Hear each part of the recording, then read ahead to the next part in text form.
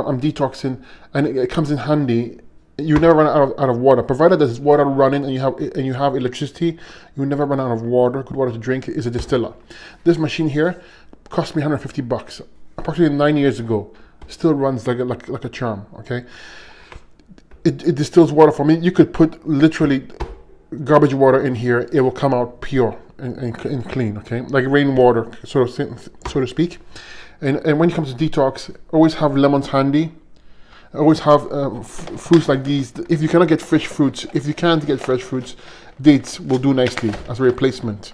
They last a long time, and just 3 or 4 at a time will make you feel great, provide all the nutrients you need as you detox and get healthier. The key of detox is to give your body the foods that it needs to heal itself, and this requires fruits, because fruits are the least obstructive foods, easy to digest, and they actually help